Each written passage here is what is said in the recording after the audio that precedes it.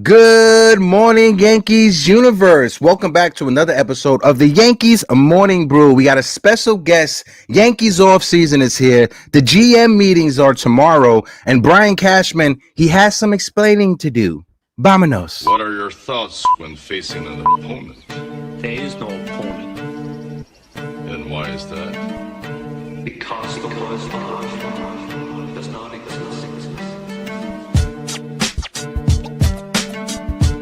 Good morning, Yankees universe. Like I said, welcome back to another episode of the Yankees Morning Brew this Tuesday, November 11th. Like always, I'm your guy, Hector, joined by my compañero. I got my guy, the Ace Avenue, Grace Monroe. She had to pull in a sick day. She couldn't be here to join us in the conversation, but she is here in spirits. Ace, how you feeling, my guy?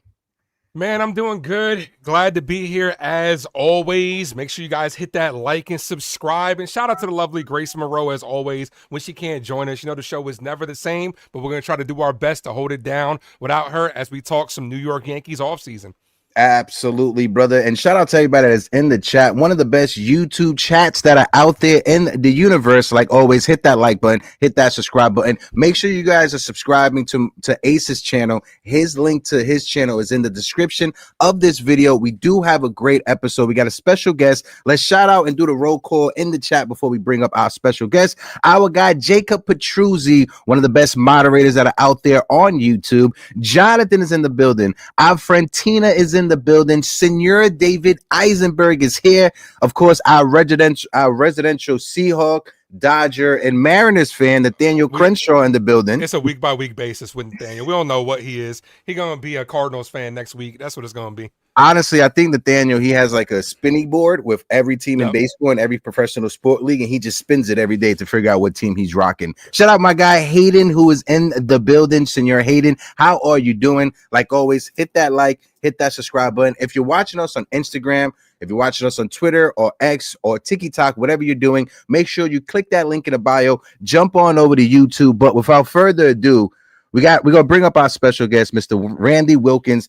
Ace, you got some like theme music? Anything? Empire State of Mind, something? Let's see. I got you, man. We gotta have something, right? So without further ado, filmmaker, director of the documentary The Captain on ESPN, Senor Randy Wilkins is in the building. Randy, good morning, brother. Good morning. Good morning. Thanks for having me. Appreciate it. Of course. I hope that was a good intro for you. Let me fix this up real quick. That was a good one. Yeah, I appreciate it. It was good. All right. I've never had theme music, so I'm very thankful. I appreciate it. You know, we got to have the WWE walk-in music, you know. Well, AEW, you know, I'm not rocking WWE because of what they did to my guy. That's another conversation for another day. But Mr. Randy, for those that are in the chat that aren't familiar with you, just give them a quick breakdown, what you do, how you became a Yankee fan, and the podcast that you do with Kirshner as well, which is a great listen to. Filmmaker, director, used to be Spike Lee's editor for a long time.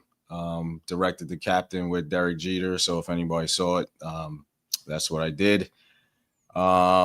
Yankees fan. I'm from the Bronx, so I mean it's just a natural connection to the Yankees. So yeah, that's basically it. That's like the quick rundown. I see that there's a Seahawks fan, so go Niners.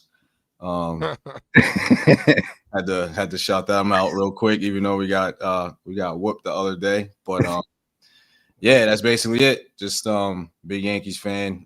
Do the podcast with Chris Kirshner, who's the Yankees beat reporter from The Athletic. So it's called The Views from 314 Feet. We also used to have a blog that followed in the footsteps of River Ave Blues. That was around, and then we basically became the offshoot of that. But now we're just really focusing on the podcast with Chris. Is doing well. Chris is currently at the GM meeting, so our next episode will focus a lot on his reporting and what Cashman talks about, and everything that kicks off the offseason. Yeah, Kirshner, great guy, fantastic beat writer. If you guys aren't familiar with him, what are you guys doing? Get under the rock that you live under. But now I've had conversation with him at the stadium, working with Latino Sports. I was able to do a nice 30-45 second video with him on Old Timers Day. But being somebody who's from the Bronx, being able to be in this Yankee universe, not only like with the fans, but like what you do, like with the Captain documentary. I was there at the stadium when you debuted it. Fantastic documentary. I thought it was dope. Facts. I was right behind for on the visitors dugout screaming like I was your family member. It was dope. It was dope. How has that been, being able to step into both worlds, like being a fan and now being a part of what you do as a filmmaker? I mean, it's great. It's the two biggest loves of my life, film and sports. So it's very natural for me. It's giving me access to things and people that I probably wouldn't have had if I didn't do film. I was doing a lot of stuff with Spike that was in the sports space and met a lot of people that way. So yeah, I mean, it's the best of both worlds. It's a blessing, you know, to be able to merge those two things if you can't necessarily play or be a part of the actual industry part of it. You know, film and art is one way to be a part of it in a very specific and unique way, a different way.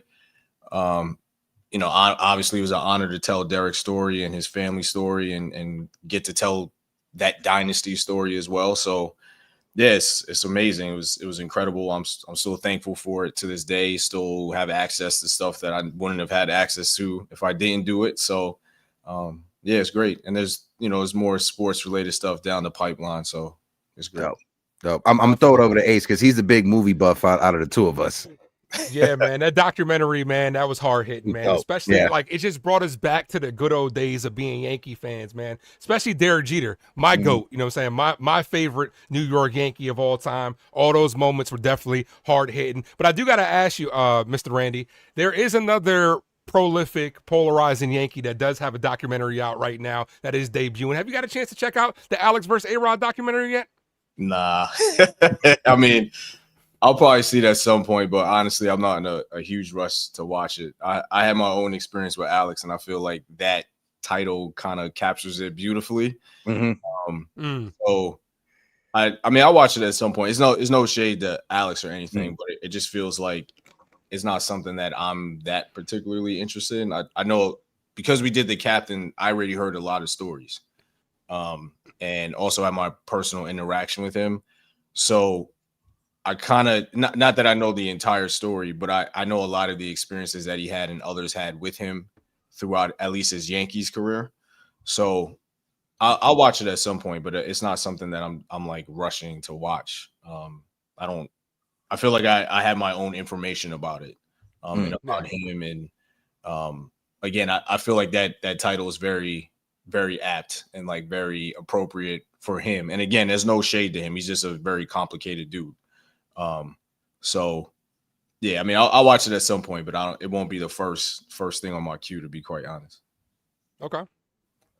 Are you somebody? Are you a binge person? Do you binge? Do you need all the episodes to be out in order to get into it, or are you used to the traditional once a week style of how episodes used to be back in the day? I'll do it both. If I'm like really into the show and there's a binge option available, I'll definitely binge it. But I also don't mind breaking it up because I was raised under like you got to wait a week to see episode. So I mean, I've done both. It doesn't matter as long as you can keep my attention. Like the big thing for me is because it's my craft. If you can have me watch it and not think about the craft and I'm involved in it and like engaged with it like a totally normal viewer would, then you have me. If I'm thinking about the craft and you should have done this or you could have done that or why is this happening or this doesn't make sense, then I know you don't have me. So I stop watching. Like I don't even finish it. So I want to view it like everybody else is viewing it. I don't want to analyze it. I don't want to break it down. I just want to get into the show and be connected to it like anybody else that's not in film. So if I'm doing that, like, forget it. Like there's some shows that I'll watch and I'm just like, nah, this ain't it. So I turn it off. Or if my wife is telling me to keep up with it, then I just start ripping it. Like, so I go into it like everybody else. I want to be entertained. I want to like it. I want to feel emotions. But as soon as that stops happening, then I turn it off. I don't even finish it. Yeah, I don't mean to sound like that old head, but kids these days, nowadays, they don't understand the Yeah. pain that we had to go through back in the days when we had to watch commercials through our TV. So Right. one thing that blows minds is like now with HBO Max, is like the whole thing with HBO was to get rid of commercials, and now for some reason now HBO Max has commercials, but that's another TED talking conversation for another day. Let's jump into the Yankees now, right? Back off season is here. We lost in the playoffs, right? Shout out to the Toronto Blue Jays. They were able to make it out, make it to the World Series. They lost. Blue Jays lost. Whatever. Can we get your reflection on this past season, ups, downs, and then also too on the playoffs before we jump into any free agent conversations? I think the season was disappointing given how talented the roster was. I think that this is something we talk about on the podcast a lot, that the Yankees have this macro view of the season. So it's like it's 162 games. It's a marathon. These losses throughout the season will balance itself out, or that's just the ebbs and flows of baseball. And for me, and I'll also speak for Chris as someone that has literally seen every single pitch of the whole season, we strongly disagree with it just because the razor thin like edge between winning the division and getting the 1 seed and having a bye was literally a handful of games. And those are the games in which the organization, the managers, some of the players were just like, yeah, it happens. Like, that's just the ebbs and flows. We'll get out of this summer swoon and, it'll work itself out. And it's like, nah, man, you got to attack it like the Blue Jays attack it. I particularly did not like that Blue Jays team. I didn't think that they were good enough to get to the World Series. I think they got hot. I think a lot of things broke their way. But the one thing I will always give them credit for is that they attacked every game. Yeah. They were competitive and treated every game as the most important game. And I'm not saying the whole Yankees 162 one-game seasons. I'm not saying that either. But I think certain decisions that were made throughout the season, I think certain levels of play throughout the season just weren't good enough for a team that was that talented. So I think that a lot of the playoffs played out the way it did because of the ripple effect of what happened in the regular season. Like I could point to numerous games where it's just like certain decisions or certain plays or Devin Williams blowing a game like really impacted their fate in the playoffs. And then when it gets to the playoffs, they just didn't hit home runs. I mean, that's the name of the game. Like, I know a lot of people like to talk about contact, and I always joke about everybody wanting to get at Ernie Clement when Ernie Clement wasn't even good before this year. They hit home runs. The Yankees didn't hit home runs. That's why they're sitting at home. They didn't pitch well, obviously, but the offense just didn't provide enough to like balance that out. And one team hit a lot of home runs and the other team didn't. And that's, you go home. So it's basically like modern day baseball. So, I think it's like a combination of things. I think that they have a much better roster going into this season or this offseason than they did last offseason. Like, I don't think they have nearly as many holes or as concerns.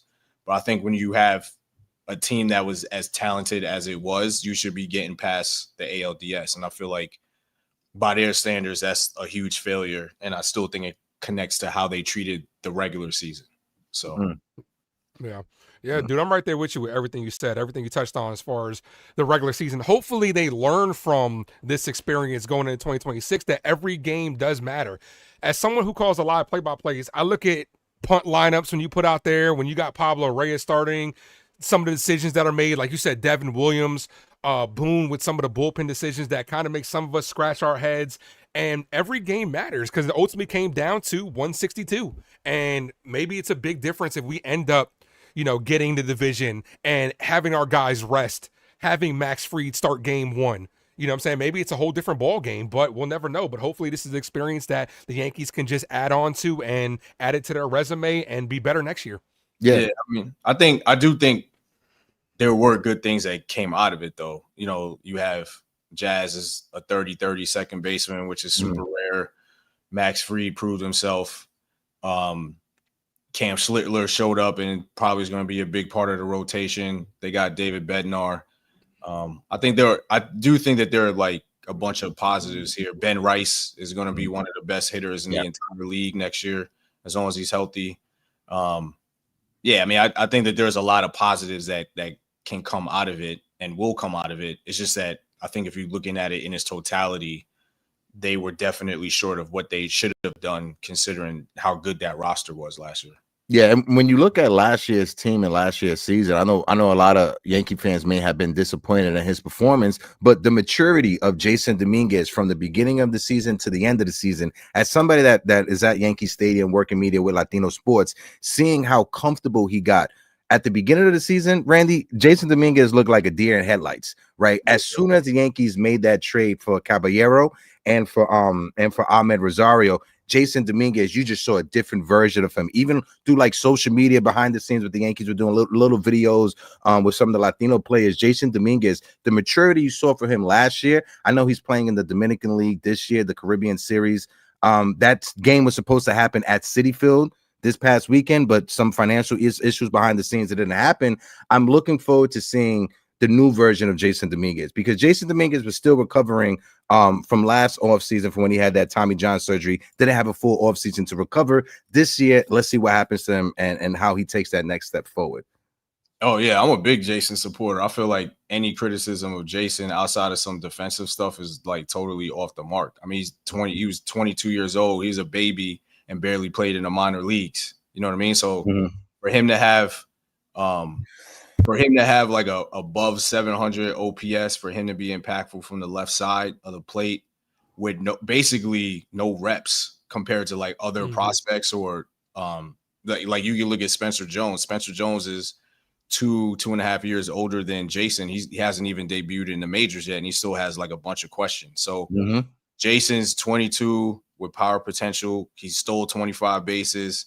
He's doing all this stuff as someone that doesn't have enough professional experiences to like really be able to make a super impact yet, because he's not like a Nick Kurtz. Like Nick Kurtz was gifted from jump when he was at Wake Forest. So he's a little different.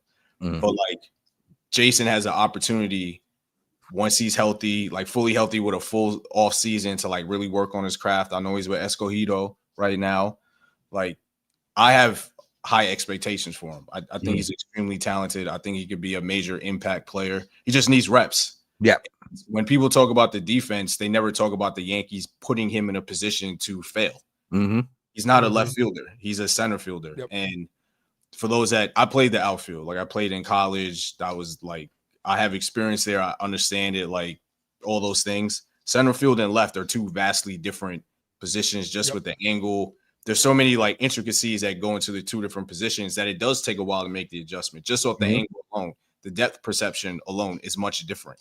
So honestly, he wasn't good in left field, but for me, the Yankees put him in that position. The organization made that decision. They took him away from the position that he was natural at and want to keep him there because their metrics and their evaluation of him says that he's more of a corner outfielder than of an outfielder than a center fielder, which, okay, fine.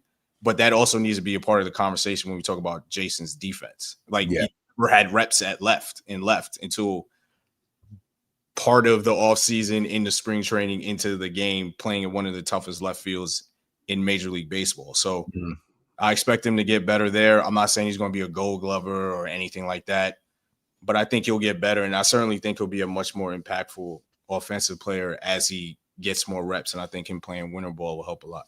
Yeah.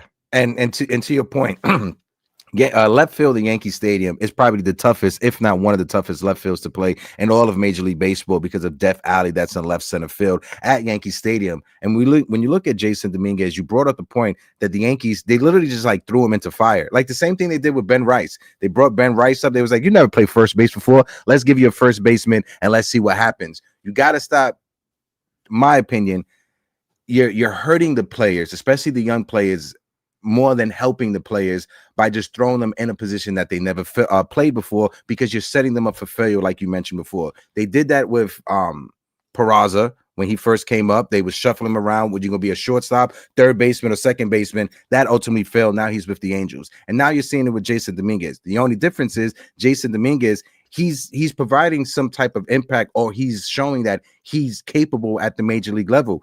when you brought up 25 stolen bases, I had to like think. I thought for a second, I was like, wait, let me just double look. And seeing Jason Dominguez stole more than 20 plus bags in his rookie year when he didn't get as much playing time, that's a stat that Yankee fans should keep in the back of their mind. That's something good to build on. If you can live with Anthony Volpe having as many errors and his defensive issues at shortstop, why not give Jason Dominguez a try in left field? That's the only thing I'm saying.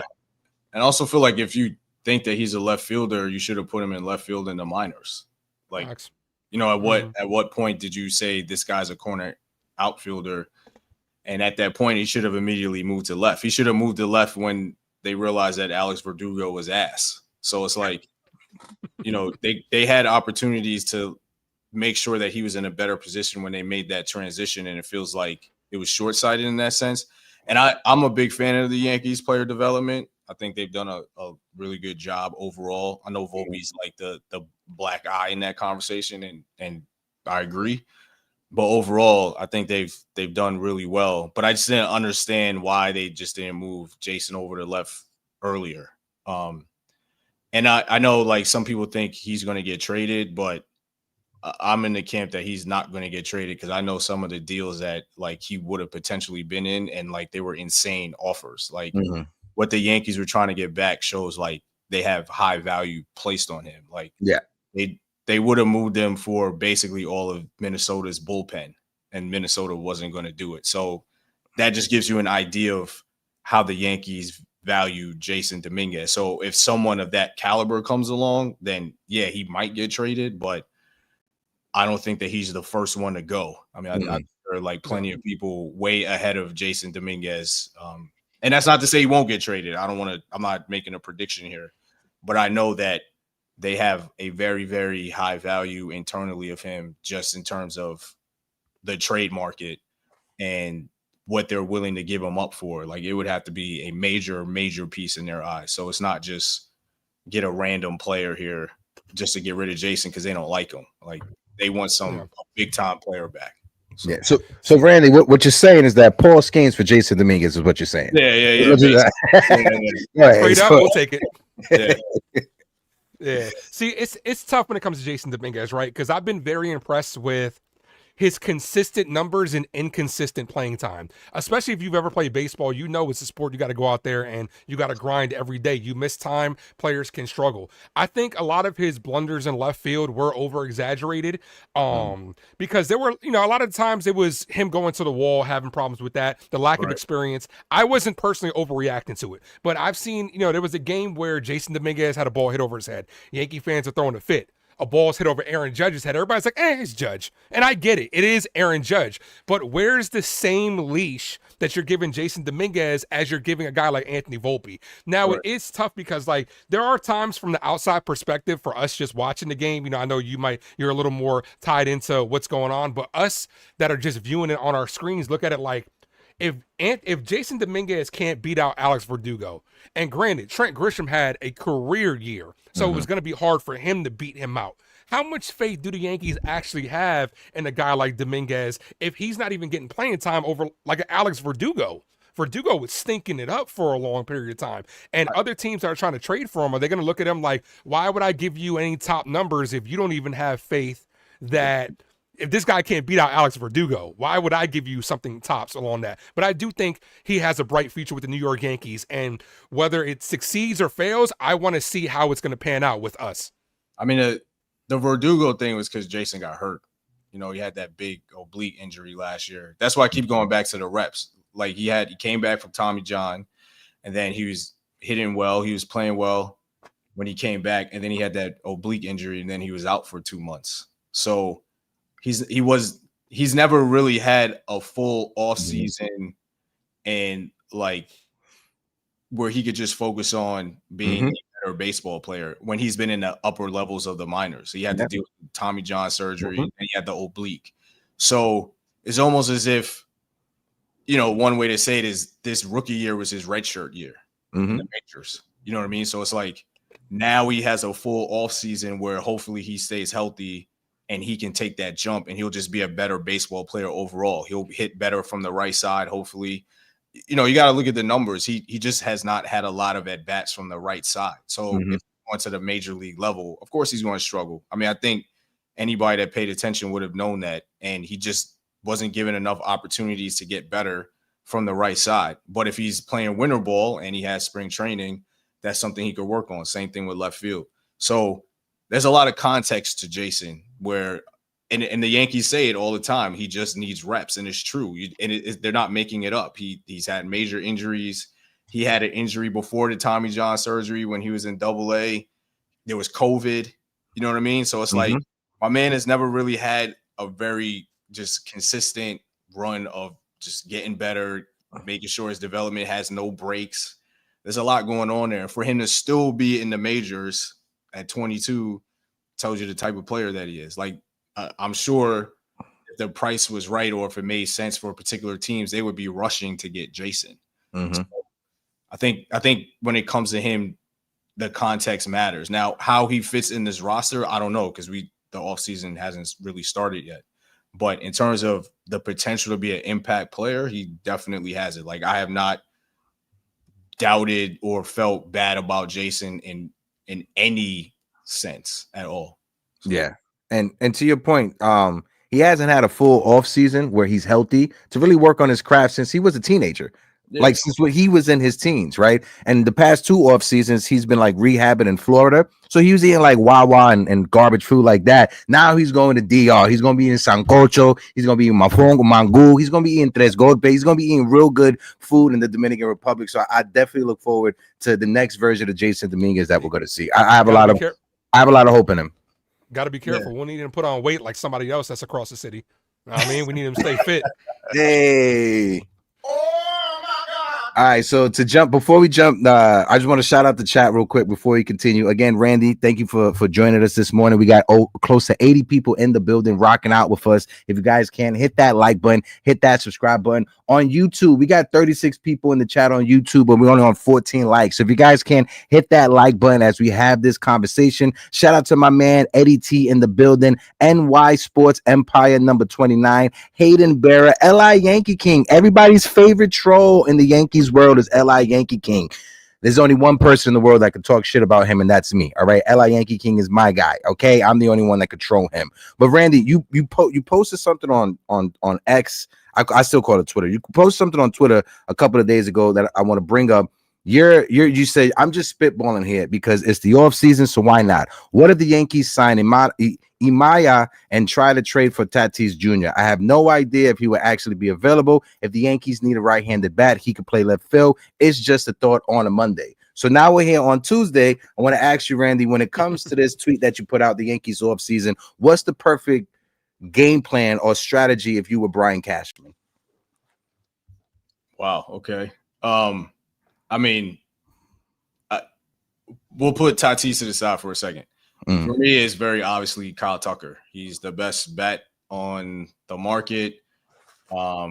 He's significantly cheaper than Juan Soto. Like, I look at a lot of this through some of the past free agent pursuits. Like, if you have $765 million for one guy and you had $300 million for Yamamoto, then you can get Kyle Tucker, especially when you have a lot of money coming off the books this offseason, this winter. So Kyle Tucker, I know that this is floating around and it's not true. Kyle Tucker is better than Cody Bellinger. He is a better player than him.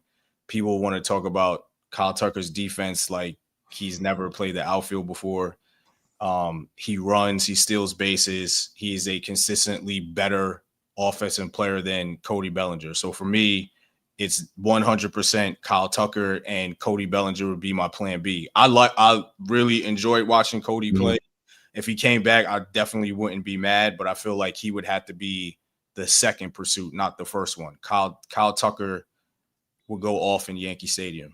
You know, and people talk about injuries with Kyle Tucker. He fouled a ball off of his shin with Houston, and Houston misdiagnosed it. It was fractured the entire time. They didn't catch it. He was still playing. And then they caught it, and then that pretty much like tanked his season. And then last year he broke his finger. He fractured his finger on a slide. So it's not like he's I know he had the calf strain, but generally like the two major injuries he's had are because of bad luck. It's like when Judge broke his hand back in the day and when he ran into the wall at Dodger Stadium. And like, he's not injury prone, neither is Kyle Tucker. So he's like a top 10 hitter in the league when he's healthy. That's how good Kyle Tucker is. So he would be the first piece.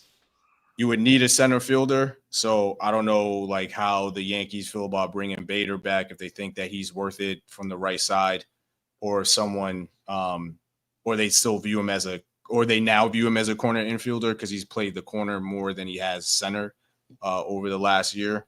So you need somebody to play center field. You can go after a bunch of bullpen arms. If you wanted to splash into the like free agent pool, you could try Edwin Diaz, but I don't think they're going to spend that amount of money for a closer. There's guys like Ryan Helsley who was bad with the Mets, but that's because he was pitch tipping. Like if you look at his stuff plus, he had, I believe, the second best stuff plus of his career. It's just that he was pitch tipping and the Mets couldn't figure it out. So you have him. You have Brad Keller that was with the Chicago Cubs. You have Roberto Suarez that was with the Padres. Like you need guys. There's two things that the Yankees need on the pitching side, especially in the bullpen, is more velocity and they need better command. They were one of the worst like command teams last year. They walked way too many people. And, people talk about like the home runs and the hits that they gave up. It was the walks. The walks killed them all year, both in the rotation and especially in the bullpen. So they need more velocity and they need guys that can throw strikes. So Keller can do that. Suarez can do that. Helsley could do that as long as he's not, tipping the entire time. There's also Hunter Harvey that he was with the Royals. You could look at P. Fairbanks, but I think P. Fairbanks is going to close somewhere. He's probably going to be a Dodger. And then in the rotation, I might be in the minority here, but I feel like the rotation is a pretty big need because they have one spot that they can upgrade, the heel Warren spot. They can 100% make better. So for me, if you want to have a dominant rotation, like we saw how important that was with the Dodgers, and there is one spot that they can upgrade. And Cole, we don't know what he's going to look like when he comes back. He's coming off of Tommy John surgery. It's going to take him a little bit to be the new version of himself. Rodon isn't starting the season off healthy, so he's going to be a little bit. Clark Schmidt won't be back till August. I feel like there's a huge opportunity there for them to just go crazy in a rotation with one extra guy. So whether it's Imai, whether it's Peralta, Joe Ryan, Tarek Skubal, Sandy Alcantara, like there's a lot of people available to upgrade that one spot. So I would attack that spot with a big upgrade. And then if you do that, then you could talk about like, do you want to get a Tatis if he's available? Do you want to get another piece with all this pitching that you have that you don't have enough spots for? So you have ERC, you have Will Warren, you have Luis Hill, you have Chase Hampton, you have Legrande, you have like a whole bunch of guys. There's like so many. You have Ben Hetz, you have Bryce Cunningham. Like they have way too many to fill the spots. They just won't have enough spots. So if you sign a starter, now you can use that inventory to like get another big piece, whether it's an outfield bat or I don't know, whatever they want. A big reliever, they could do a bunch of things. So if they sign Imai, that's why I think Imai is like important here because he's just money. So if they sign him, then they have like a whole full inventory. If they have to trade to get a pitcher, then that dips into that inventory. So now you can't do as many moves. So I don't know if Tatis is available. I know he's been brought up like potentially because, Peter Seidler, who passed away from the Padres, like he was the one that was like really pushing the big spending on the Padres, and now they're not doing that anymore. He could eventually be Mina Tatis, someone that they want to move for financial relief because the other big contracts they can't move. Like nobody's going to want Machado or Bogarts at that number. So Tatis becomes the attractive trade piece if they're trying to like cut payroll at some point. That's the reason why I brought it up. But if you sign someone like Imai, who I know for sure the Yankees are definitely interested in, and they definitely want to be back in the Japanese market. If they were to sign him, then that just opens up a world of opportunities for them to play with because they'll just have too much pitching. They'll never have enough spots for all the guys that they have that are coming. And like a lot of people don't realize how good the young Yankees pitching can be. So they have major league pitchers, and then they have minor league guys that have a lot of potential at low cost. So they can do a lot, but it just comes down to, are they going to be aggressive? Like, how aggressive are they going to be this offseason? And bringing up the Japanese player or Japanese market that the Yankees want to get into, I'm pretty sure that that Sapporo deal that they had back in the day with Matsui brought in some extra dollars. So I'm pretty sure the Steinbrenner family went in on that. I'll kick it over to you, Ace. Go ahead, brother, so you can respond. Yeah, I'm right there with you. Pitching is definitely something we have to attack. When it comes to Imai, like that's a whole untapped market that it seemed like we were one of the first markets to really do that. And we haven't done it in so long. He's a guy that short stature, but he's got himself a big arm. Why wouldn't you make a move like that? Especially from a business standpoint, if you want to talk about bringing in different dollars.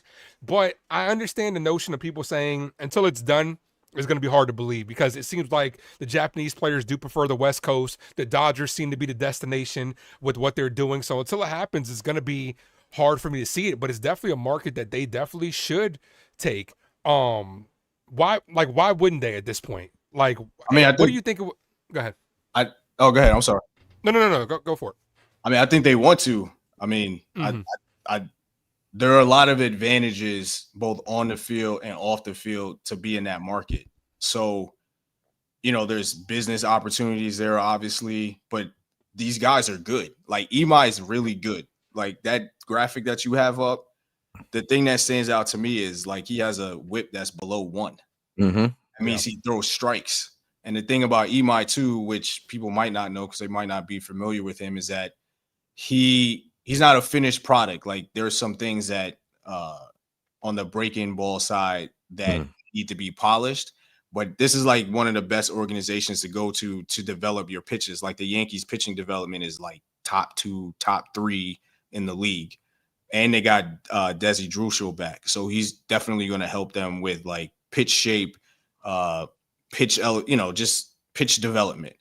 So the thing with Imai is he throws strikes, but one interesting thing about him is that he has a slider. He's righty. He has a slider that goes in on righties. It doesn't go away from them.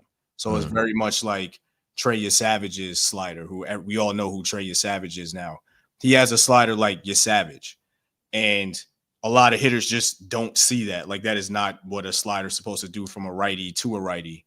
So that's like a major weapon already. Like, the guys in Japan can't hit it. He had a quote where he was getting frustrated that hitters were basically just trying to foul the pitches off and get him out of the game because they couldn't hit him. Like, that was basically their strategy. And he was like, this is BS. Like, I like power versus power. Like, let's get after it. But he was so good that the hitters were just like, nah, we're going to tap out and get you out of the game.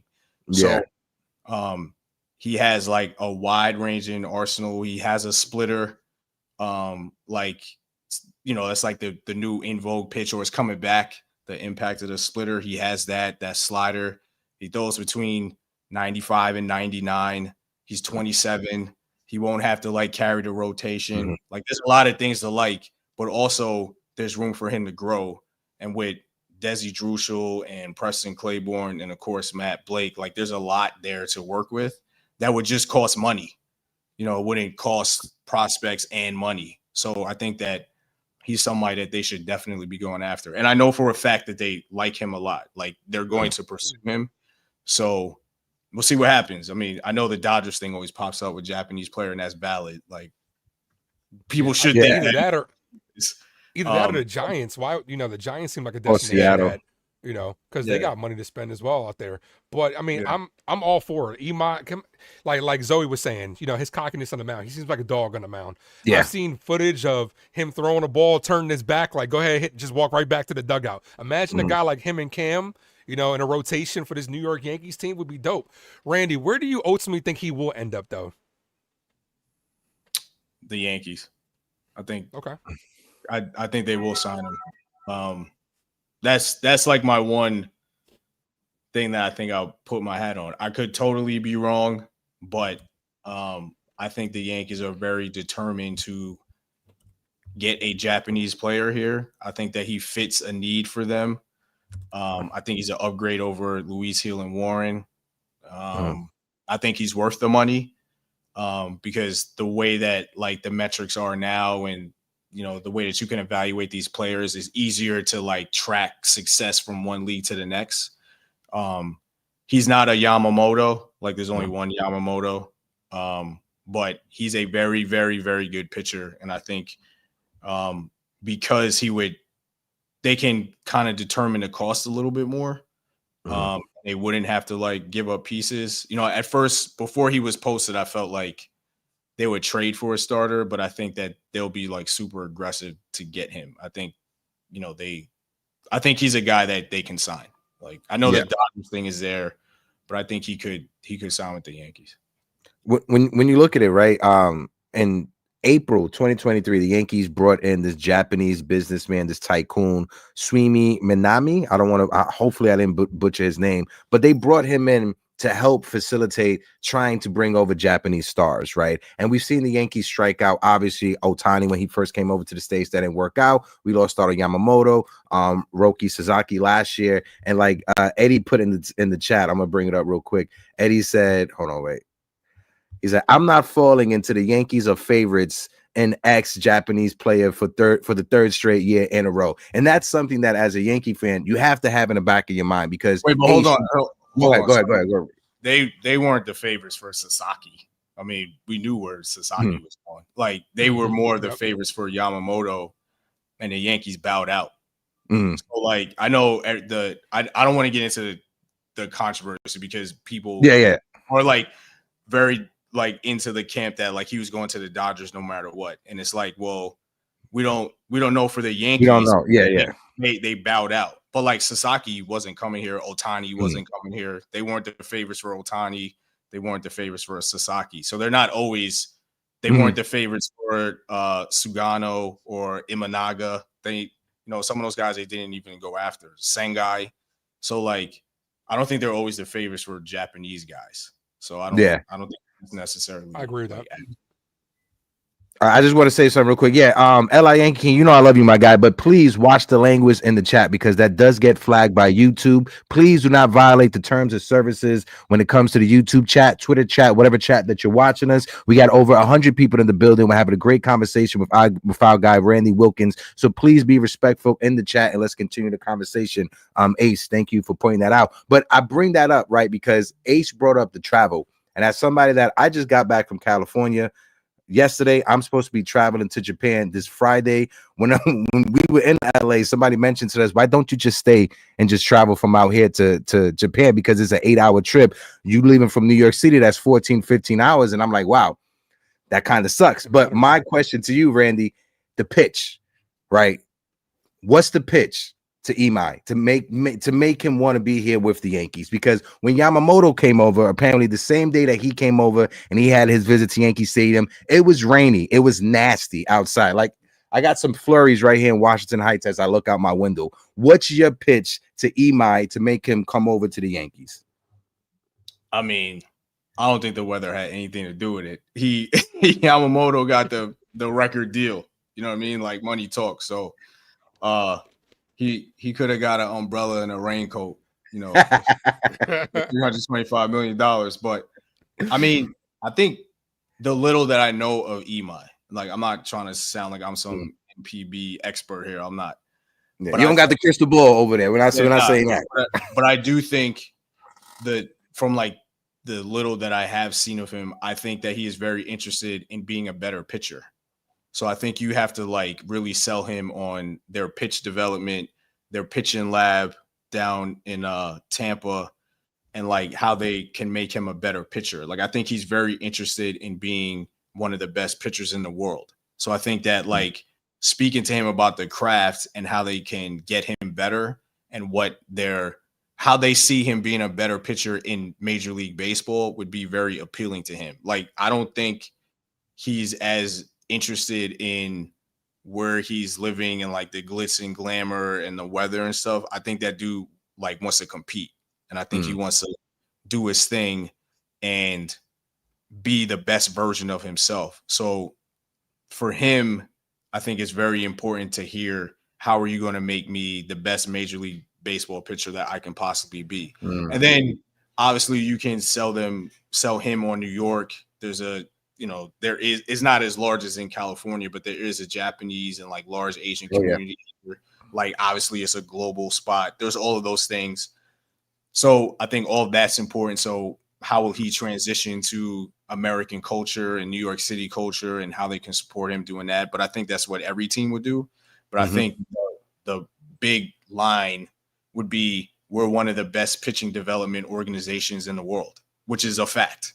So for someone that's 27, that's not the best version of himself yet, I think I would really be leaning into that and what that looks like. And then you got to offer him enough money. You know what I mean? It's like, Yeah. you got to pay up. Like, this is a business. So, if you want these guys, you got to throw cash at them. And I'm not saying he's going to get anywhere near Yamamoto or some crazy deal like that, but you want to get paid. Like, it's part of the reason why he's leaving too. He wants to get his money. So, yeah, I think it's important. But also, like with the weather thing, I mean, they're not going to Japan during the season, so it's like, okay, you're in New York, you're in LA, you're in Chicago. Like, Shigano went to Baltimore, so I think that is part of it for sure. But I also think that there are ways that they can like tap into him as a competitor and say, this is the best place for you to get better. And you're going to be on a championship contender. You're going to have a chance to win right away as long as they get some certain moves done. I think that there's a lot that they can offer. And then, with the Dodgers, they have like 8 starters. Like, where is he start? Where does he slot in? I think Chicago would be a more attractive place for him. The Mets, but I don't know how interested they are. The Giants, the Mariners, maybe not, because they have a bunch of starters too. So, there's a spot for him in the rotation. So, yeah. I think when it comes to dark horse. No, go ahead. No, I was going to say real quick. Go ahead. No, go ahead. Rock paper scissors, bro. Come on, go ahead. You got it. Right. No, I was going to say when it comes to the Yankees starting rotation, we already have obviously Rodon, we got Garrett Cole, we got Fried, then Cam Slittler emerged, Luis Hill, rookie of the year from a year or so ago. If you was to bring in Imai, it allows the Yankees to trade some of their lower tier minor league guys, because the one thing Yankee fans and some Yankee haters have criticized Brian Cashman and the Yankees is the Yankees don't develop starting pitching. They don't develop pitchers, this and the third. Since 2021, the Yankees have traded over 20 to 25 starting pitching prospects in these trades and in these moves. So for there's some teams out there that see the Yankees starting pitchers as how can I say, as prospects that have some type of value. So if the Yankees were to bring in Imai, it allows you to, like, maybe you include Ben Hess in the trade. Maybe you include Rodriguez Cruz in the trade. Maybe that opens up different lanes and different avenues for you to make a big trade or a big splash that you may have been hesitant because you didn't have this starting pitcher or the caliber of the starting pitcher in your rotation. So it just opens it up for Brian Cashman to be more flexible. Yeah, and then you have 2 guys that already pitched in the majors. Will Warren, if you take out like 5 starts, that guy had a really good solid year. Yeah, so I mean, and he's not going to cost much. Luis Hill, I think Luis Hill is better off as a reliever ultimately, but if people still view him as a starter, that's another chip. I just think there are a lot of options. Even if they don't get Imai, there's still a lot of options to bring in another starter because they have so much pitching depth. Yeah. I get a little shaky on Luis Hill from the bullpen, only because his command issues. Like, I just feel like he can just throw it by people and just say, go throw 100 and like throw a slider and strike everybody out and go back to the dugout. Like, I get it with the command, but I think it's a bigger issue as a starter because he's obviously like throwing more innings, seeing more hitters. But I think if they just told him just throw 100 and throw a slider, he'll get more guys out, and that'll be the end of it. So yeah, like you guys were saying though, adding pitching allows you to go ahead and flip some of the pitching that you already have. Maybe when Clark Schmidt gets back, maybe he might have some value. A guy like Luis Hill's name has been thrown out there a lot. Yankees were hesitant to get rid of him last year. Maybe this year's a different story. Me personally, with the trade, like we talked about free agency a little bit, let's talk about possible trade acquisitions that the Yankees could possibly go out there and get. Because there is a guy out there that I put on my Yankee dream offseason that I would try to flip Luis Hill and packet and company for. For me, it'd be Stephen Kwan. I honestly would try to flip a package of starting with Luis Hill to Cleveland, bringing in Stephen Kwan. His name is thrown out there last year at the trade deadline. Maybe Cleveland's a little bit more willing to sell for the right package now. Kwan would be a guy that would obviously fit in left field perfectly and be our leadoff guy. any type of trade scenarios you think are kind of out there that the Yankees could be aggressive on? I think it would be more on the pitching side. I mean, I'm not a Quan fan, so I wouldn't want to trade for him. I think if they were to make a trade, I think it would be on the pitching side. And if they're going to add bats, it's probably through free agency, whether it's Tucker or bringing Bellinger back. I think if they don't get Tucker, I think they want Belly back. So I'm not really sure.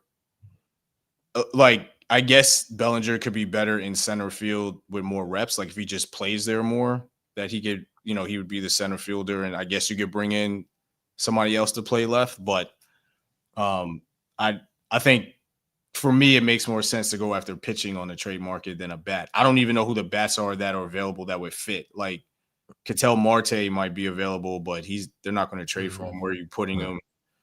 I'm sure there are other names out there, but I don't know as much of what would be available on the player position side more than the pitching side. Also, there are not that many spots, so you would be targeting like an outfielder.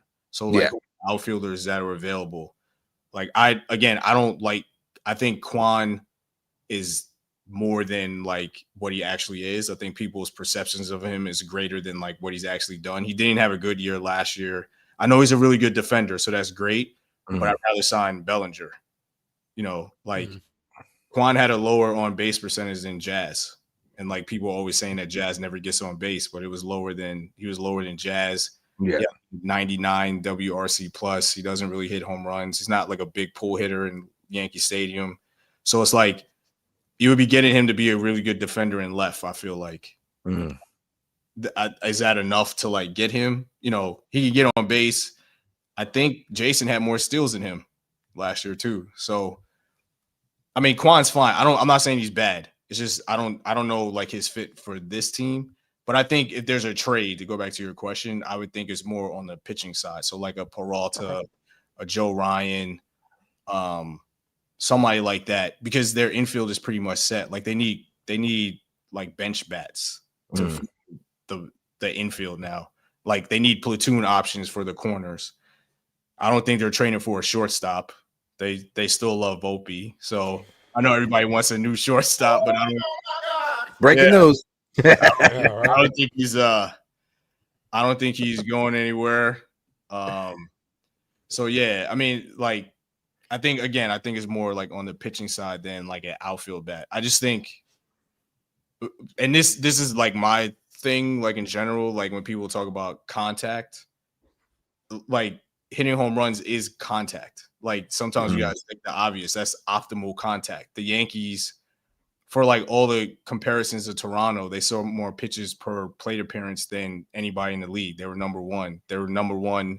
I think they were third in like on base percentage. They were first in walk percentage. Like they did all of that stuff. Yeah. I mean, like they don't need somebody to foul off like 37 pitches and that. Like that doesn't help at all. So they did all of the things that people say Toronto does. It's just in the playoffs or whenever they play Toronto, they didn't play their best and they didn't hit runs.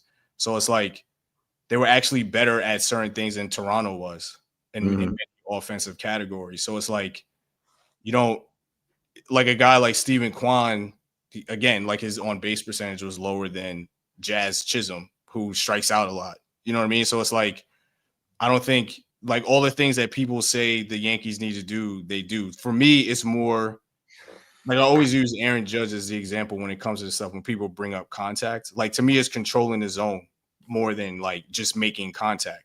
Like if you look at the old Astros teams, like when they were good, their offense was really good because they controlled the strike zone and like worked at bats where you made a mistake and then they hit a home run or they like slugged the ball. But it wasn't necessarily just them fouling pitches off. They were not chasing. Like Aaron Judge became Aaron Judge when he stopped chasing pitches out of the zone. Like he just became so good that he would spin on pitches that were off the plate. You make a mistake, or even if you were anywhere in the zone and he's like crushing it. That's when he became like legendary Aaron Judge rather than just like a really good slugger. So to me, the Yankees just need to control the zone. They don't necessarily need to bring in like Ernie Clement to like slap the ball the other way or like Miles Straw to get some like blue pit that just went over the second baseman's head. Like they do a lot of positive things already. So it's really just, they could cut the strikeout rate down. Obviously, you don't always want to strike out. Like they have a high strikeout rate. They also walk a lot. So it's like which one matters the most. So I would say when it comes to, I agree everything you say when it comes to Stephen Kwan. I think he's a phenomenal baseball player. When you look at his advanced metrics, nothing really like pops out to you besides his defense. But my issue with the Yankees, and I think this has been a glaring hole for the Yankees, and it's ever since Brett Gardner retired, Brett Michael Gardner, ever since he retired, the Yankees have not had a actual leadoff hitter, and I think that's the one issue when you look at this Yankees lineup, that the traditional leadoff hitter, I'm not just going to say just in Major League Baseball as a whole, is gone, but that's the one thing that the Yankees are missing. Having somebody who can get on base constantly in front of Aaron Judge, putting pressure on the opposing pitcher, whether that's a guy that could get on first base, use his will to get into scoring position by stealing second, or somebody who could stretch a single into a double. I just feel the old school traditional way of playing baseball, it's gone, and I just want to have the Yankees get somebody who can be a table setter in front of Aaron Judge. Is that a little bit too delulu for me, Randy? No, it's not. No, I get it. Like, I mean, I grew up watching Ricky Henderson, so I mean, I get it. But I also could say their leadoff hitter hit 34 home runs this year. Like Trent Grisham hit a whole bunch of bombs, and like he did. But to be fair, bro, it is the one thing. The one, not even the playoffs. Doing the playoffs, but nobody did in the playoffs. No, but it's not even the playoffs. It's the fact that yes, he hit 30 home runs. He had a phenomenal year. I'm not trying to take away anything from Trent Grisham. He has more athleticism in his pinky than I have in my whole body, bro. Like I'm not trying to take anything away from him, but he hit under 200 against the fastball this year. Yes, he hit 30 home runs, but when you look at his batting average against the fastball, it was below 200, and in the postseason, it was even worse. Right, but I mean, you look at Toronto's leadoff hitters, George Springer. He's an MVP candidate, and he's not a typical leadoff guy. You know what I mean? Like Shohei Ohtani was the Dodgers leadoff guy. You know what I mean? So it's like, yeah. I mean, I get what you're saying. Like, I'm not in disagreement with you. Yeah. But if you look at like the top teams, their top three hitters is like in the leadoff spot. You know, like Ohtani's not. Yeah, Schwarber is a leadoff hitter. You know what I mean? Like, I think that those days are gone. Like, I feel like whether people like it or not, or agree or disagree, I feel like that's one of the areas where analytics has changed the game, because you would have a guy like Ohtani bat third or fourth, but the data and the numbers tell you that, okay, let's have the second best hitter in all of baseball lead this game off and hit a home run, and you're already up 1-0 in the first at bat. You know what I mean? It's like you could have argued that last year Juan Soto should have been a leadoff hitter for the Yankees when they really didn't have a good hitter in the first spot. Like whether he was traditional or not, like there just wasn't a good leadoff guy that they had. Like Juan Soto could have been the leadoff hitter. Aaron Judge could have been the leadoff hitter. He was when he hit, 62 home runs. Yeah. I don't think that is the reason why the Yankees didn't go further in the playoffs. Like they scored the most runs in the league, or the second most runs in the league. You know what I mean? So it's like, to me, it's more the leadoff spot should be one of your best hitters, so he gets the most at bats. I look at it more that way. How many chances do you give your best hitters to be impactful in a game night to night, more so than are you Johnny Damon fouling off a bunch of pitches and then he'll hit a home run? Like, that's the thing with Johnny Damon too. Like, he had power, so he wasn't like the just the speedy guy. He could pop a home run. But for me now, the leadoff spot is more, how do I optimize the spot so my best hitters are always getting the most at bats, like Kyle Schwarber, like Ohtani, Judge a couple of years ago, like you mentioned. Yeah. Like George Springer is a leadoff guy for Toronto. He's not like some let me foul these pitches off. He's trying to hit a home run every swing. He's trying to do damage, and it worked. He was an MVP candidate this year. Cheating pass to the side this year. He was an MVP candidate. You know what I mean? So it's I think that it's more optimized for that. Like, who's the best hitter to get the most at bats. Yeah, That's yeah. So that's how I look at it now. And again, You got me sold. You got me sold. I'll stop bringing up the leadoff hitter and how I want to I mean, old school Brett Gardner. if they had a Brett Gardner, then okay, that makes sense. But they don't have a Brett Gardner. Like there's nobody remotely close to the Brett Gardner type. If they had that guy, then yeah, of course, like you would want Brett Gardner to be there, but they don't have that guy. Like they're not going to get that guy. And to me, as crazy as this is going to sound, if you're just talking about like a leadoff guy, like I would rather have Brett Gardner than Steven Kwan.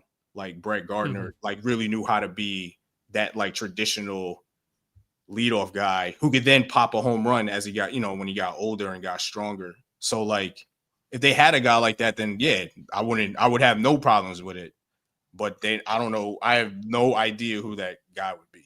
Nah, I get it. I get it. Trust me. I just want to shout out the chat real quick. C Money, thank you so much for the $4.99 super chat, helping us keep the lights on over here, Uptown Sports TV. Thank you so much. That new graphic is tough. Thank you. I appreciate that, guys. Let me know what's your thoughts on the new intro, on the new graphic, or a matter of fact, let's take a 20-second break. I'm gonna play the intro real quick so you guys who missed it can see it, and we'll come back with the conversation. This is a water break, so everybody can grab a water. What are your thoughts when facing an opponent?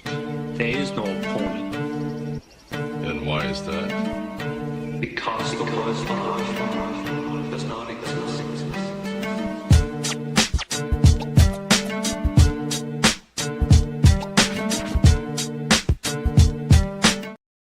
As you could tell, I'm a big Wu-Tang fan. I'm big into Kung Fu, anime, Wu-Tang, and all that jazz and stuff. Folks in the chat, smack that like button, hit that subscribe button. We got over 115 people in the building rocking out with us. So since we had the conversation about the leadoff hitter and who was our leadoff hitter this year, we're going to have to talk about it. Trent Grisham, the New York Yankees extended a qualifying offer to Mr. Grisham. Shout out to Trent. He had a phenomenal year this year. Was a real solid defender in center field, 30+ home runs. After losing his job to Alex Verdugo, Trent Grisham came back this year and had a phenomenal career year. My fault. Randy, I'm gonna toss it over to you. What's your thoughts on the qualifying offer? Are you a fan of it? Do you want Trent to come back, or are you hoping that there's some GM that will get fired after giving him a 5-year deal?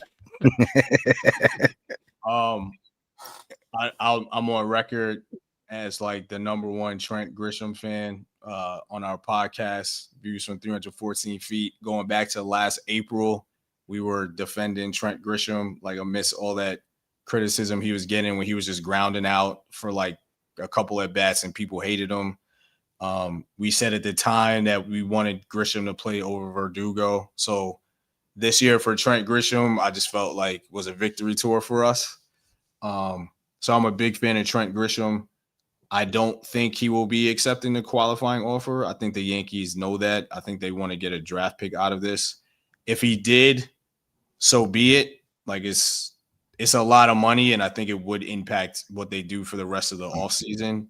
And I do think it's a risk to a degree, but I also think that the Yankees are kind of playing along the lines of there aren't a lot of center fielders, good center fielders in the market, and teams need center fielders, and someone will pay for him. I don't think he's going to get a 5-year deal. He'll probably get like a 3-year deal or 4-year deal at the most. And I think he has to cash in on this like season because we don't know if it's actually an outlier or not. Like I think he has to be aggressive in like cashing in on this really good year that timed up perfectly for him. So I think the Yankees are thinking we're going to get a draft pick out of this. He's probably not going to take the offer. At this point, by the time the GM meetings are over, Trent Grisham is going to know what his market is going to look like. Like he's going to have an idea already. So, I think by the end of this week, he'll know if he's accepting it or not. Like the deadline's next week. But I think at this point right now, without knowing anything, I would be surprised if he took it. I think that he can get a 3 or 4 year deal on the market just because there's a need for center fielders, unless all the teams are just like this year was a total outlier and you're not going to be as athletic as you are in the next couple of years because your metrics are telling us you're like slowing down a bit. If they're being driven by that, then maybe his market isn't as robust as he might want it to be. But speaking to you guys now, I don't think he's going to take it. I think he's going to get a multi-year deal, and I hope he does well. Like, I'll always root for Trent Grisham, but I just don't think there aren't enough center fielders. Like, even thinking about who the Yankees were going to put in center field, there are not that many choices. So that's definitely true for other teams. So I think somebody will want him. I don't know who that team will be. It could be the Mets, could be the Phillies, it could be a bunch of teams, but I think he'll get a deal somewhere. Yeah, he may not have won an MVP for the Yankees, but he did win the best Yankee mustache in his time with the New York Yankees, because that mustache he has is better than Austin Wells or anybody else on the team. Go ahead, Ace. Yeah. Even over Nestor? I don't know, man. Nah, Nesta had it. Nesta had it. It's a nice 50-50 between him and Nesta. Well, here's the thing when it comes to me and Trent Grisham, right? I'm just afraid that he's going to revert to the back of his baseball card. Like, this was a career year. Other teams could look at it like, hey, go prove it again. You had a career year. Let's see if you could do it one more time. The thing that bothers me about Trent Grisham, this is like a nitpick, where his nonchalantism, right? His nonchalantness in center field. Bro, you don't get extra outs for having aura in the outfield. Just make the play, man. Just make the catch, bro. It bothers me all the time, and then every now and then it'll come back to bite us in a situation where somebody will go from first to second. Something like that. The little stuff, right? But when it comes to him, yeah, Hector, you know what I said about Trent Grisham last year? It was like found money, bro. $20 on the floor. This is great. It's going to buy me a meal. But it was at the detriment to me of Jason Dominguez, because last year I wanted the Yankees to do two things: win a championship and develop Jason Dominguez. We did neither, in my opinion. But when it comes to Trent Grisham, Randy, I'm going to ask you this. Do you think the lockout potentially looming could impact his decision that he might want some more security, some financial security, being that this lockout's coming? I don't think the lockout has much to do with this free agency class. Like, I think it'll impact next year's class, but there are executives on record saying that they're not being told by the ownership or anything to like treat this offseason different because there might be a lockout next year. So I think he wants long-term security because he only had one really good year in the majors offensively, and this is his time to cash in because we don't know if he can do it again. So I think any player wants like long-term security because, you know, if they don't play well or they get hurt, they're still going to get their money regardless. Everything is guaranteed. So I don't think the lockout will have that much to do with it. I do think a lockout is happening, but it's obviously it's not happening yet. So I don't think you can operate that way. Like Brian Cashman has said that he hasn't been told that that's going to have any impact on how they're spending this year. I know when we did the captain and we interviewed Hal, I asked him about Corey Seager getting his deal, and he had said that was way too much money, and that was in a lockout year. Like, if we all remember, because Seager didn't come here. Corey Seager in that year of the lockout got like a crazy deal. You know what I mean? So like teams were still spending regardless of what was happening with the labor stoppage, because eventually the game will come back. So I guess for them, they're just like, we're going to have to pay you at some point. Let's get this done now so we don't have to worry about it. So I don't think the lockout will have much to do with Grisham or any other free agent. It's really going to be, you know, do we think he's worth this contract more so than we got to weigh up a potential lockout, you know, because they're going to have to pay him regardless after the lockout, before the lockout. So, you know, obviously I don't think there'll be a salary cap. Like, me personally. That was my next question to you. Yeah, I don't. What about a floor? I don't think anything's going to change but the luxury tax. Like, eventually it's just going to be the luxury tax thresholds will change and the penalties will just be harsher. I think they're just going to go in circles and they'll end up in the same place that they always end up. And it's just the luxury tax will be worse than it was before. Like, you know, the small market teams won't agree to a floor because they don't spend, they don't want to spend, they don't want to win. So they'll never agree to that. And like, they always complain and they get mad at the big market teams, and then they have to compromise amongst themselves. And then it goes to the players. And the players are just not going to do a salary cap. I mean, I mean, if there was one prediction I made here, and if I'm wrong, people could come back and like yell at me or whatever. But like, mark it down, November 11th, 1:10 p.m. Go ahead, Randy. I don't think they're going to have a salary cap. Not in the next CBA. They'll just be other concessions Like if there's a salary cap, then to me the players would then just say, well, arbitration has to be 3 years. Mm-hmm. Like you have to get something humongous back to agree to a salary cap, and they don't want to give you meaning the players 3 years earlier into free agency. That's like gold for them to just like have these guys for 6 years, like when not never having to worry about paying them like a free agency contract. You know what I mean? So it's like I don't think either side is ready to do that. Like a salary cap on the player side, and the owners are not going to give up arbitration years. That's like a cheat code. They don't do that in any other sport for that long. Yeah. So, Yeah. Because look at Pittsburgh. They're gonna milk Paul Skeens. yeah. And yeah. that's the rule. You know what I Mhm. mean? Yep. Like you can't. I wouldn't trade him. Yeah. You could trade him in the last year if you wanted to. He's the reason fans are buying season tickets. He's the reason why luxury streets are even selling out, if they even have any luxury streets at PNC Park. I've never been there, but when you talk about like the strike or the looming or the the potential of a strike that's looming, at first, Randy, I was thinking of it like, yeah, this strike could be bad. Like it probably go 1 to 2 years. But then after thinking about it, if you're Major League Baseball, you don't want there to be a strike at all whatsoever. You don't want time to be gone from Major League Baseball at all, because one of the last times there was a strike in 1994, that was a big black eye on Major League Baseball, right? Everybody credited the steroid era and bringing baseball back. I think it was the national TV deal that got signed, more cable TV, being more cable boxes in people's homes. I think that was the big boom in the late 90s, early 2000s. But people point and attribute the steroid era to that big boom. And I think that's something Major League Baseball wants to get away from. Major League Baseball doesn't want to disappear for a year or 2 years, potentially, knock on woods, and come back and need a steroid era to bring them back into popularity. I think Major League Baseball and the people that are running it understands the business. They understand the money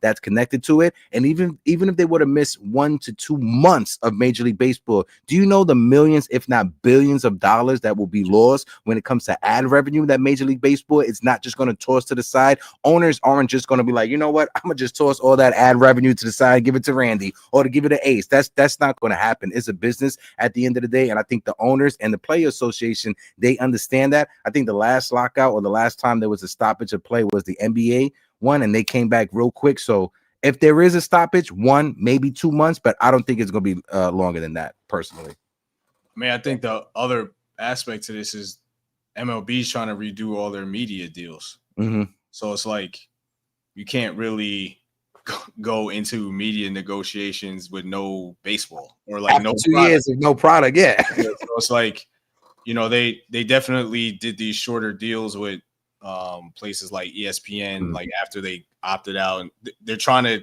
redo their deals for, I think it's 2028. So, I think that's also part of the CBA negotiations. Like, what does that revenue look like for players? How is that shared? What does revenue sharing in general look like? Mm-hmm. There's teams that, like the Marlins, that never spend money, but they're getting the Yankees money. They're getting the Mets money. They're getting whoever else. They're getting the Dodgers money. And it's like, there's a lot of layers to it that goes beyond the salary cap conversation. And owners fight with owners all the time in these negotiations because one side is getting money and the other one isn't, but one is driving the product and driving all the revenue that comes in, and the other one is just benefiting from it and not really contributing to it. So, like, the media deals have a lot to do with it. The salary cap conversation is just, and there's even more nitty gritty stuff that goes into it. That's just the big picture stuff. So, I mean, I fully expect a lockout. I fully expect a work stoppage. I don't know how long it'll go. Mm-hmm. I think it's definitely going to happen because there's just too many things up in the air, and there's just too much money at stake on both sides. So I think it will happen, but I just think like certain things are not going to be the result of it. Yeah. I don't think we want to see like a salary cap. Yeah. Hopefully. It's just going to be like very damaging penalties with things that they already have. I think, speaking a year out from now. Yeah. It's like I said, these smaller market teams are just feasting because they're not even like really, some of them aren't really putting a competitive product out there on the field, and they're just eating off of it. It's frustrating. I do hope that we come away with this with expansion though. Like, Yeah. I know they've been talking about it for a while. Hector and I have been both saying, like, Nashville, I think, is like somewhere that they really want to go. Hector and I have been saying, dude, Puerto Rico, Puerto Rico, make it Puerto happen. Rico, bro. Randy, if that Make it happens, I'm happen. moving straight to the island. I'm packing up all my shit. I love being at Yankee Stadium with Chris. Chris is probably one of the only guys that even gives me the time of the day where I'm at the Look. stadium. So I will be in Puerto Rico ASAP. Look, I might you know be how in much, Puerto Rico. yeah, you know how Might much be money on Bad there. Bunny the revenue that Bad Bunny bought to Puerto Facts. Rico. Imagine what a baseball team would do there too. You know, Yeah. so Yeah, that's it a would be great risky at first, but do it. You know, That's a great idea. I didn't even think about that. I mean, they want to expand to other places. You might as well go to PR and Yeah. start there. So it's Yeah. not that far from Florida. People acting like it's a hop, skip, and a jump away. They got all these private jets. They fine. They'll be all right. Yeah. You kidding me? That would Yeah. be good. Yeah. Again, want to shout out the chat. We got 125. We're gonna wrap things up momentarily because we got to let Randy live, do his thing because I know he has a life that he has to get back to. Shout out to you, Louis G, that is in the chat. Ian Hawaiian in the building. I appreciate you. Big time Jerry Cadell in the building. Jerry, I hope all is well.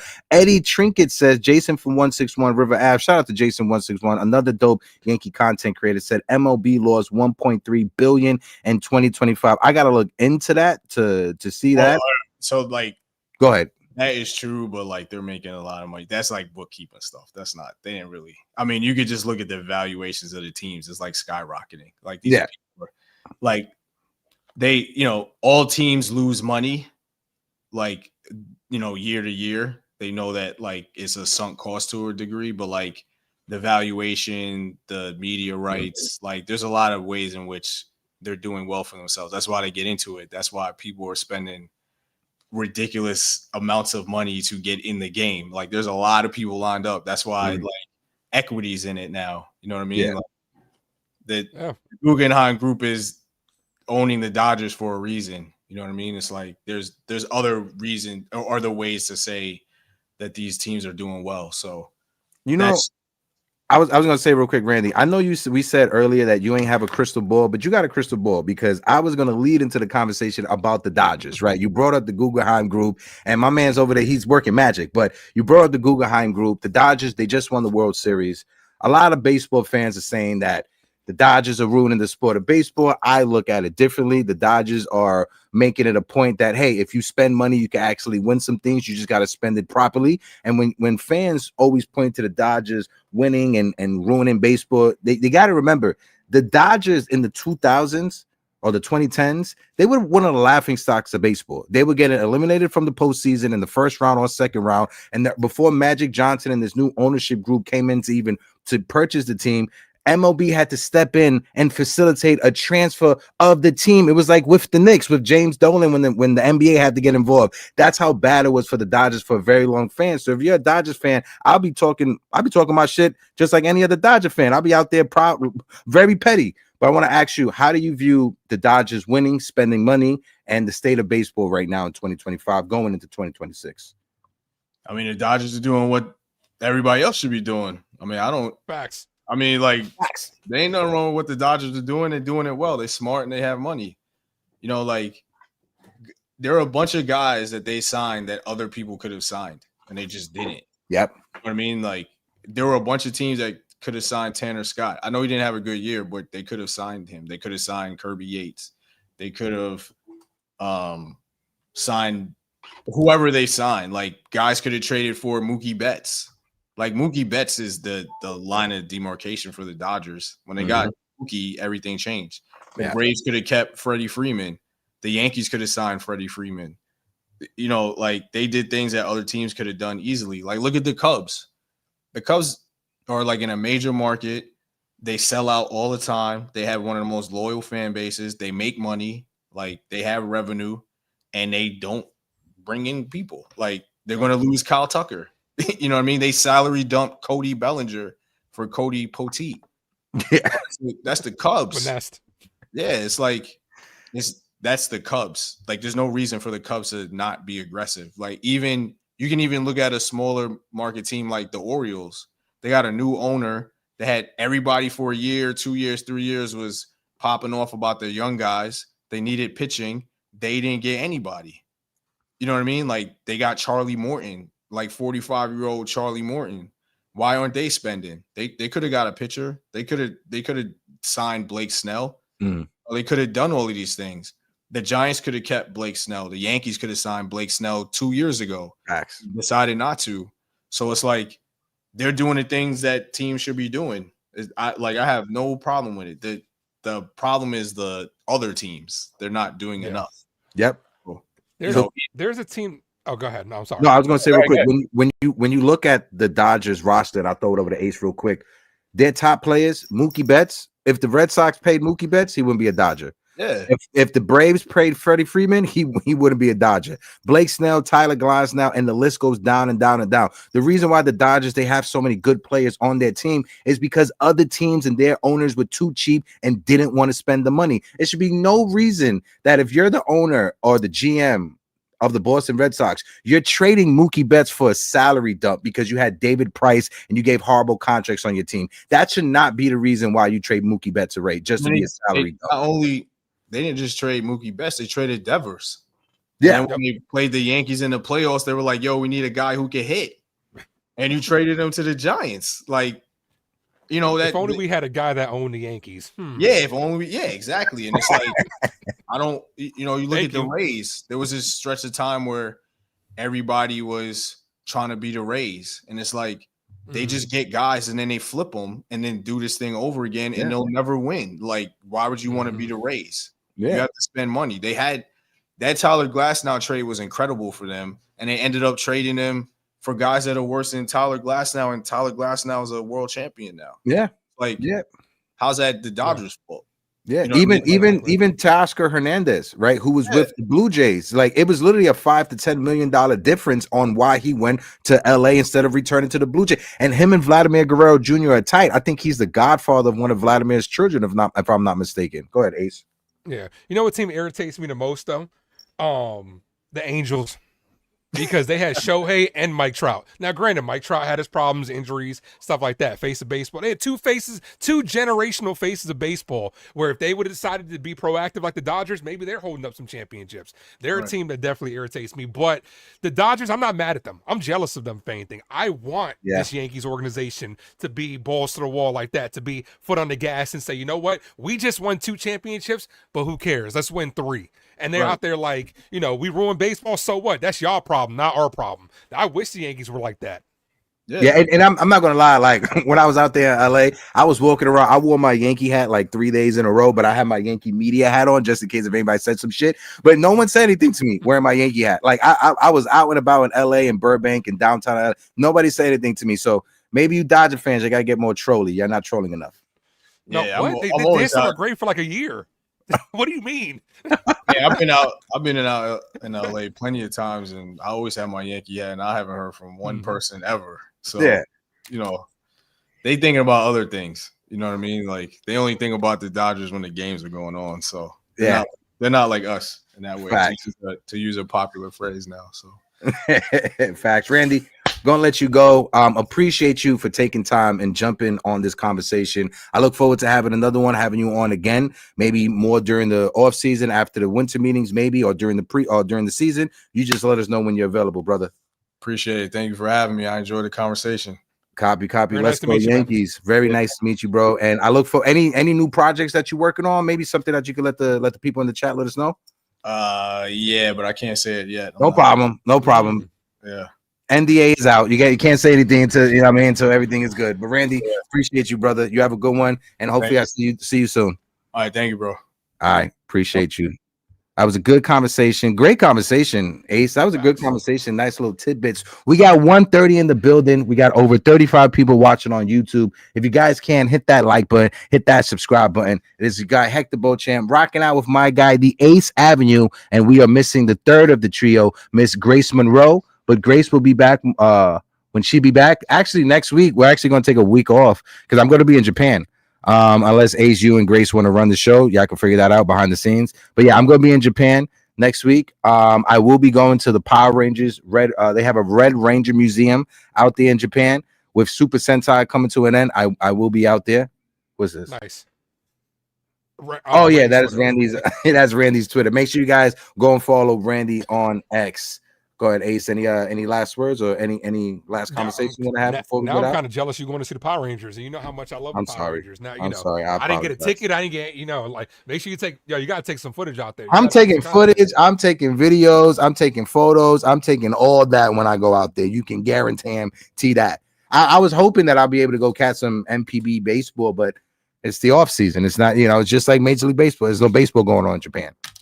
Nice. Yeah. How long you be gone for? We're going the 14th. We're returning on the 26th. So like almost like a week and a half. Oh, you'll be back for Thanksgiving. Yeah, be back right before Thanksgiving. No, literally right before Thanksgiving is when we're landing. Any surprises out there, Ace, that you keep an eye on when it comes to the Yankees offseason? I know tomorrow, actually, this is the great thing. Forgot to ask this to Randy, but I know tomorrow is the GM meetings. Brian Cashman will be live for the GM meetings. Maybe you'll see me and Ace doing something, but congratulations to Brian Cashman being inducted into the New York State Baseball Hall of Fame yesterday. GM meetings tomorrow. What's your message for Brian Cashman? Yeah, congratulations first and foremost. And he's out here saying we're gonna have a go to town type off season. I want to see it. I want to see a go to town type off season. Imai, bring him in. You know what I'm saying? Randy was Randy made a lot of great points when it comes to that pitcher. He's a guy that would definitely solidify our starting rotation. Go out there and make it happen, because like with this lockout looming, dude, you and I have talked about it. We don't know if we're going to be without baseball for a year or two. Guys like Aaron Judge and guys in our prime and on our team aren't getting any younger. We have a very small window. 2026 needs to be the chase for 28, for real. Like, let's get it done. Yeah.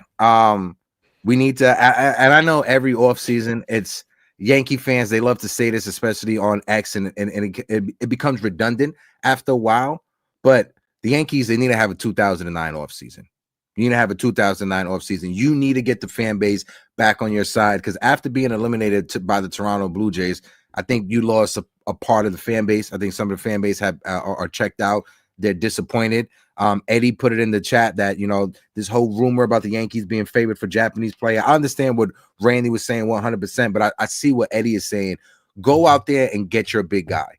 If you struck out on Yamamoto, and if you view Imai as the guy that is that guy for you, as that next Japanese ace, you go out there and you sign him. It took Yamamoto some time to turn into the pitcher we saw in the World Series. It's going to take Imai some time to turn into that pitcher as well. The reason why I put the Yankees ahead of the New York Mets when it comes to like trying to as like a landing spot for him, and let me know your thoughts on this, is that the Mets, they need to prioritize a number one pitcher that's an already proven commodity in the major leagues. And that's why I think the New York Mets are going to be heavy favorites when it comes to Tariq Skubal. I think Tariq Skubal will be a Met next year. Yeah.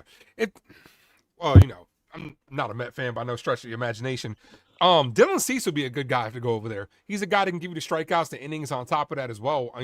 I'd be surprised if his name wasn't thrown out there. But when it comes to New York Yankees, go out there and get the fish. It's as simple as this. Like because like Randy was also saying, it generates revenue, bro. Like, it's going to be a whole revenue stream that you haven't had in a while. And I'm talking about pulling out all the stops. You got to get yourself, have a meeting with Garrett Cole, Tanaka, Matsui, bring all of them in, man, and just try to persuade this guy to be here, But like I said, until it's actually done, until the day, I'd settle for him going anywhere but the Dodgers. And then I start believing that it could happen, but until that's done, we don't know. Yeah. Until it's proven otherwise, every Japanese player is going to the Dodgers, right? I know we had some guys that went to other teams, but I will believe it when I see it when it comes to the Yankees and Imai, Murakami, whoever it is. I wish you would have asked Randy about Murakami. That's somebody I wanted to ask. I'm gonna ask you about Murakami. What's your thoughts on Murakami? Because no, I don't think he's going to the Dodgers. I think he's going to either San Francisco or Seattle. That's where I think Murakami is going to go. A lot of people are down on Murakami because of his strikeout numbers, and I've seen some people comparing him to Joey Gallo, which I know Joey Gallo is like the punching bag of like jokes when it comes to like Major League Baseball circles. But Joey Gallo did have 340 home run seasons when he first came up. He just tailed off when he came to the New York Yankees and was never able to recover.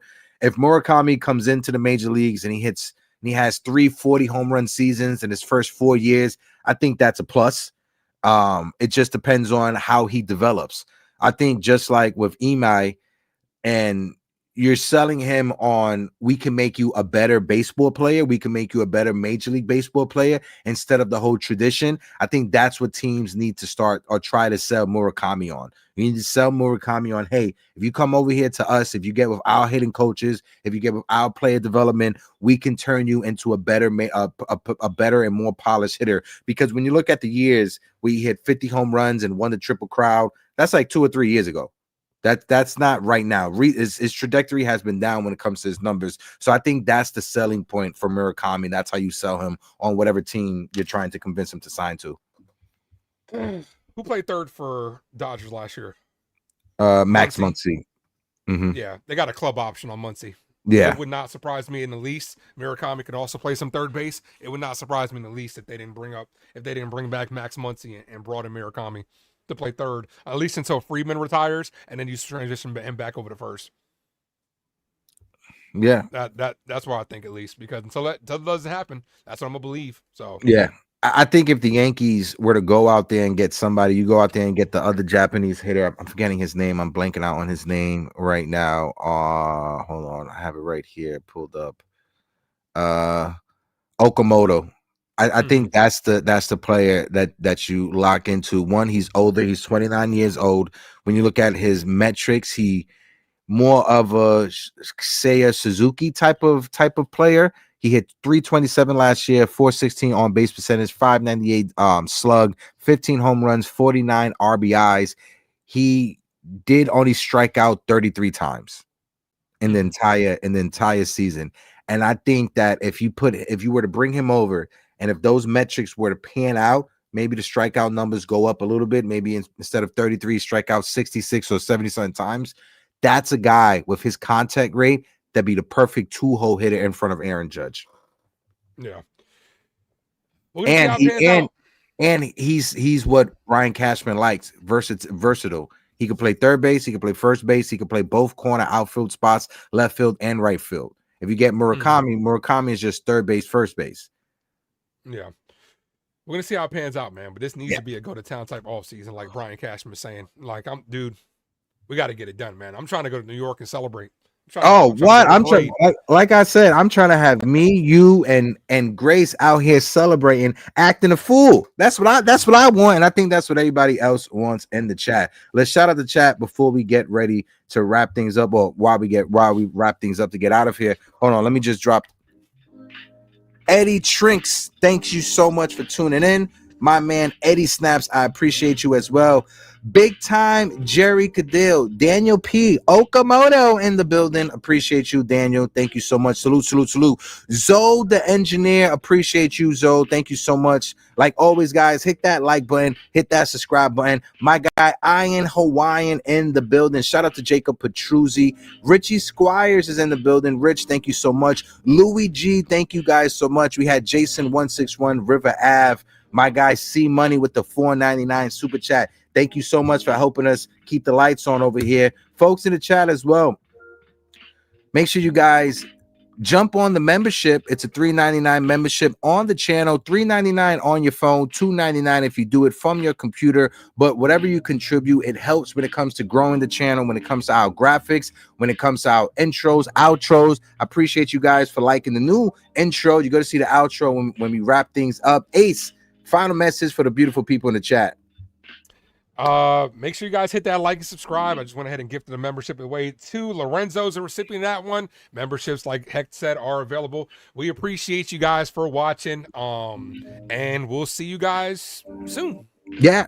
Peace. Arrivederci. Next time, it's after I come back from Japan, or maybe Grace and Ace would do one. Keep your bell notification. Hit that bell notifications. Keep your notifications listed so you know the next episode of the Yankees Morning Brew. But until next time, peace. Arrivederci, you fine, beautiful people. I'm Hector. Yours truly, the Ace. Jason Dominguez. And that's Grace Moreau. And we are out of here.